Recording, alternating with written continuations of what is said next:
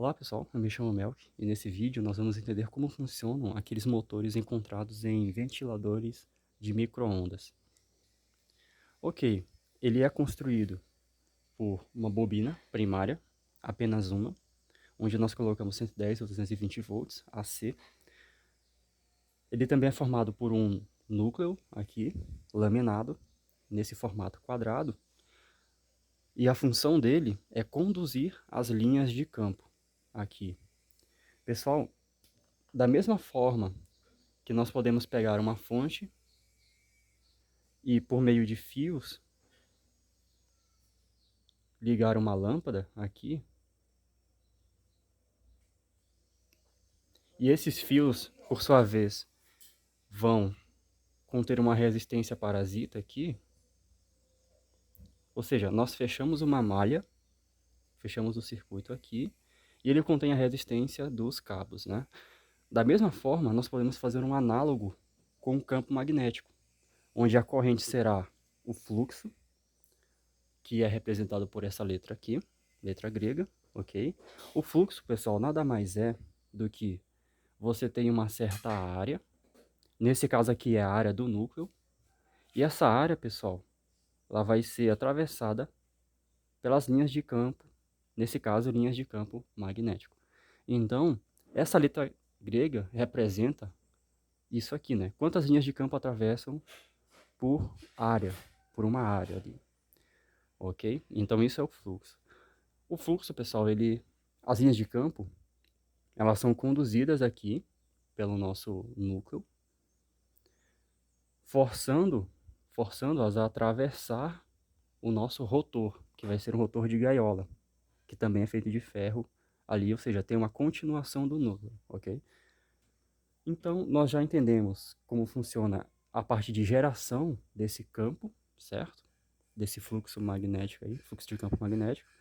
Agora, nos falta entender como funciona a parte que faz ele girar, de fato.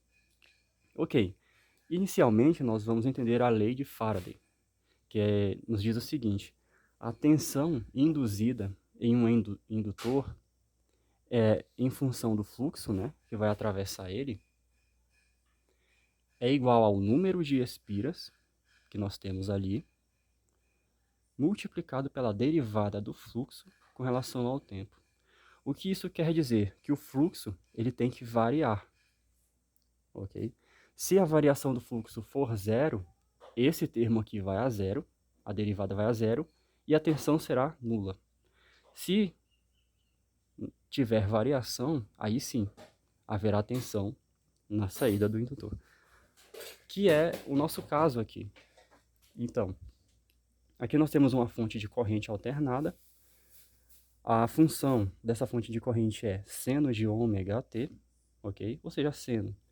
Quem conhece seno sabe que varia, ou seja, é uma corrente alternada mesmo, muito utilizada para modelar esse tipo de situação, porque o seno ele tem esse shape aqui, ó. Tudo bem? Então ele varia.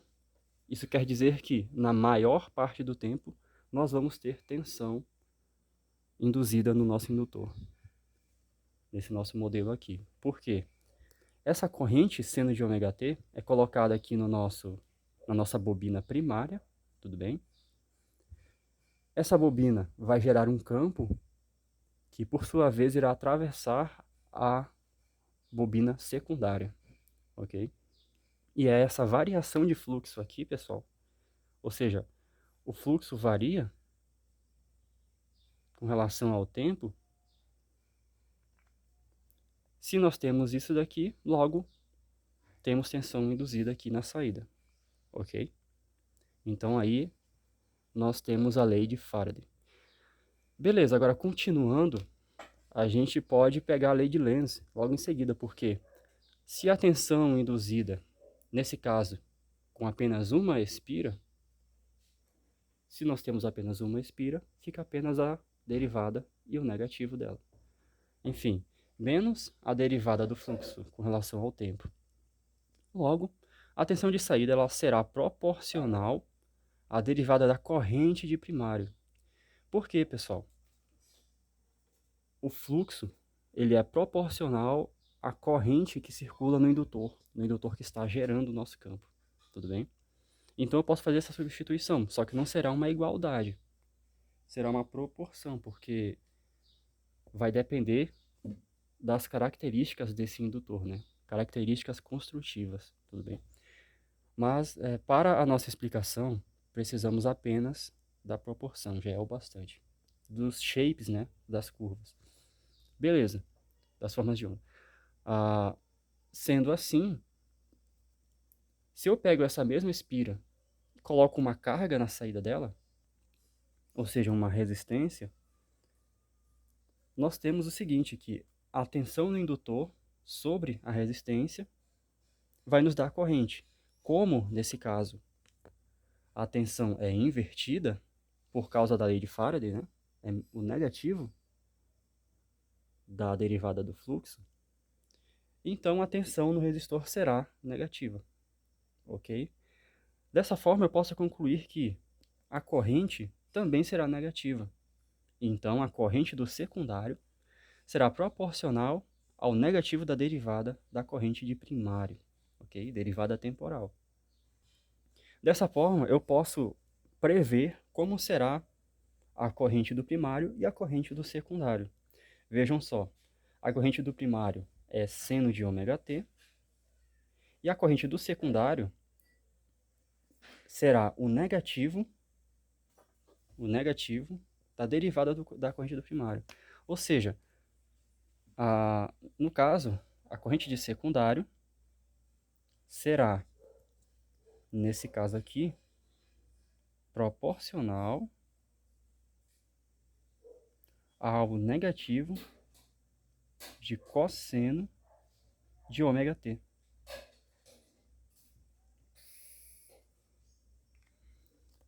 Logo, nós sabemos que o negativo, quero dizer, o cosseno, ele já vem assim, né?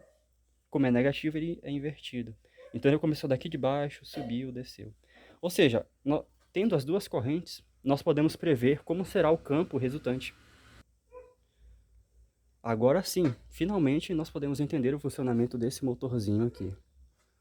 Dessa forma, com apenas uma bobina, o campo será apenas orientado no eixo X aqui, né? Ou seja, no eixo horizontal.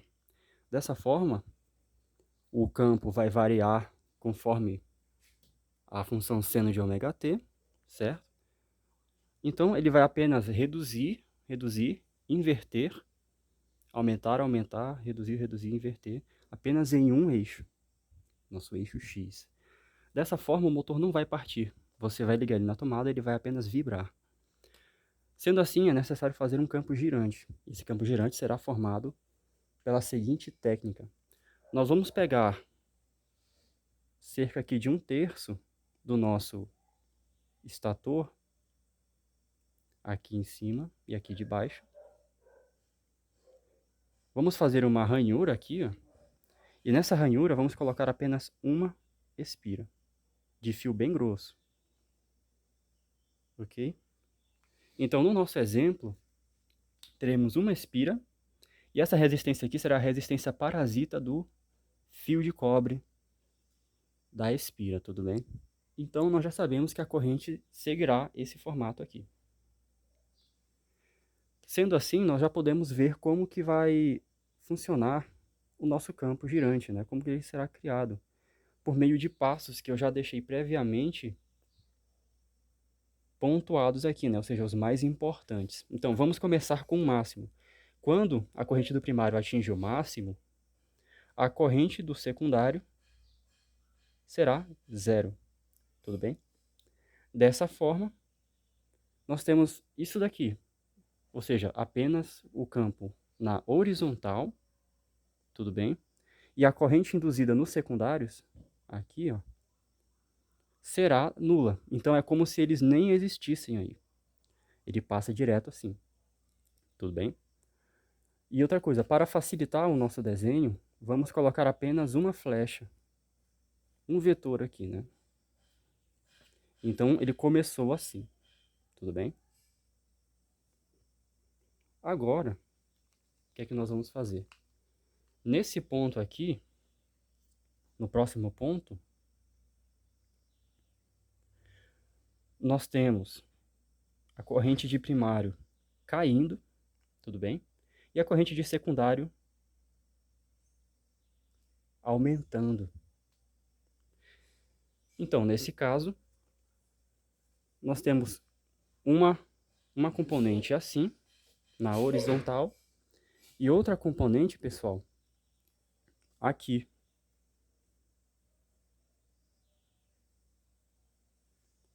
A soma desses dois vetores formaria um campo orientado na seguinte direção, né? No meio deles, tudo bem?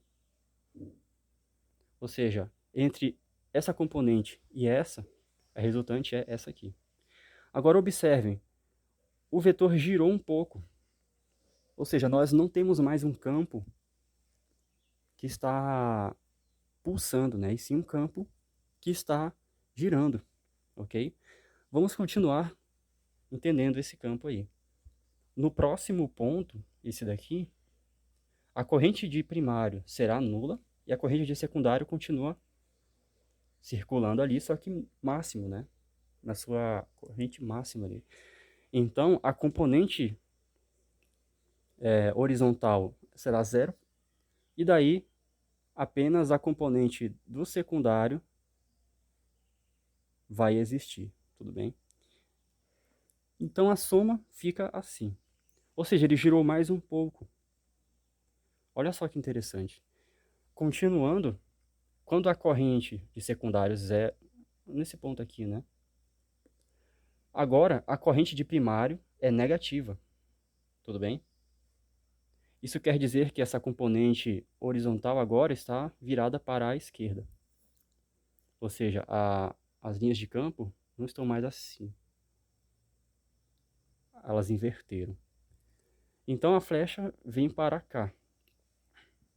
Vai ser apontada para cá. Só que a orientação do campo que a bobina secundária está formando continua para essa direção, só que um pouco menor. Então o que é que eu vou ter? Eu vou ter essa componente aqui, formada pelo secundário apenas, e essa componente horizontal. A soma será mais ou menos assim. Conseguem observar? Então, continuando nos próximos pontos, aqui eu tenho a corrente do primário mínima, certo? Corrente mínima do primário e a corrente do secundário, zero. Então, eu tenho um campo assim. Então, enfim, ele saiu daqui e girou até o momento 180 graus. E assim por diante. Ele vai continuando girando. Ele vai girando infinitamente, né? Até você parar. Olha só que interessante. Colocando esses anéis em curto-circuito, nós criamos um secundário que irá criar campos que se somarão ao campo da bobina principal, né? O sentido do giro, como nós vimos, é esse aqui, certo? Ou seja, da posição onde tem esse anel aqui para cá, sim. Ou seja, de onde tem o anel para onde não tem o anel, aqui é a mesma coisa, né? O sentido do giro sempre será esse. E outra coisa interessante é que o campo girante não é perfeito. Ele não é igual ao campo do motor monofásico com capacitor ou motor trifásico. Ele é um campo girante imperfeito. Isso faz com que o rendimento dessa máquina aqui seja baixo. A performance dela é baixa e ele perde em tudo, né? Fator de potência, tudo é muito menor do que os motores mais convencionais, né? A única vantagem dele é o preço. Você consegue produzir isso aqui muito mais facilmente, né? Ou seja, você faz apenas uma bobina, curto-circuito aqui, nesses secundários aqui, né? Pega o núcleo laminado, bem fácil. Ele é bem barato de ser feito, né? Então é por isso que ele é utilizado. porque o custo-benefício dele vale a pena. E por isso que ele é utilizado apenas em motores de baixa potência, como é o caso dos ventiladores de micro-ondas, em refrigeração, né, também você pode encontrar esse tipo de motor, onde exige um baixo torque de partida, né? O torque de partida dele é muito baixo, justamente por causa do campo girante imperfeito. Tudo bem, pessoal? Então é isso aí. Recapitulando, nós temos a indução. Essa indução é provocada pelo campo gerado pela bobina primária, né? Esse campo variando conforme essa função aqui, seno de ômega t. A corrente induzida no secundário vai provocar um segundo campo que se somará ao campo da bobina primária. A resultante desses dois campos formará um campo girante imperfeito que faz esse motorzinho girar. Tudo bem? Então, se você pegar um motor desse e cortar essas espiras, ele não vai partir. Tudo bem? Seria necessário que você enrolasse um fio no eixo, girasse ele à força, daí sim, ele teria uma partida forçada, né? Mas para que ele parta sozinho, você tem que ter esses anéis. Então, uma das propostas para melhorar o rendimento dele é, quando ele atinge uma rotação nominal, ou seja, você colocaria um platinado no eixo, você abriria, né? Você teria uma chave, teriam chaves centrífugas aqui que abririam esses secundários. Daí o rendimento dele aumentaria. Só que teria o custo de um platinado duplo, né? Então acabaria não compensando. É melhor deixar permanentemente fechado aqui, circulando corrente nos secundários. Tudo bem? Então é isso, pessoal. Valeu. Até um próximo vídeo.